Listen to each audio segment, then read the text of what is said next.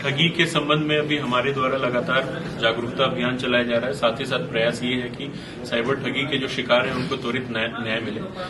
इसी कड़ी में बोधघाट थाने में 26 लाख रुपए की एक साइबर ठगी का केस आया था, जिसमें शेयर में पैसे लगाने के नाम पे विक्टिम से पैसे टेलीग्राम ऐप के माध्यम से अलग अलग खातों में डलवाए गए थे और जब उन्होंने पैसे निकालने चाहे तो पैसे निकालने से उनको रोका गया। तो विक्टिम ने थाने में रिपोर्ट दर्ज कराई। तत्काल हमने एक विशेष टीम बना करके साइबर डीएसपी साइबर गीतिका के नेतृत्व में गौरव तिवारी ने अच्छा काम किया अपनी टीम के साथ में, और पूरे जो गिरोह था उसका लिंक हमको गुजरात के सूरत में मिला, जहां पे बैंक अकाउंट में अलग अलग खातों में पैसे गए थे।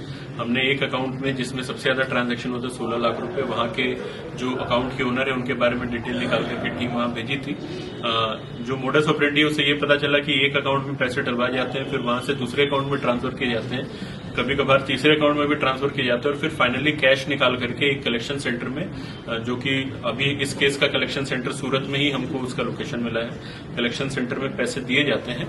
वहां से फिर ये लोग हवाला के माध्यम से विभिन्न जगहों पे इन पैसों को ट्रांजैक्शन करते हैं, और इनमें एक जो मेन हैंडलर है उसकी दुबई में होने की पुष्टि भी हमको मिली है। तो इस गिरोह के अभी 4 सदस्यों को हमने अपने हिरासत में लिया है।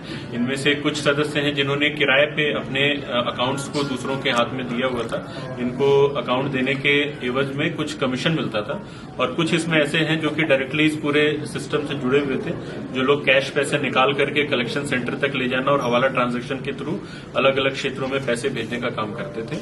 इसमें अभी ये बहुत बड़ा मॉड्यूल है जैसा समझ में आ रहा है प्रारंभिक जांच में।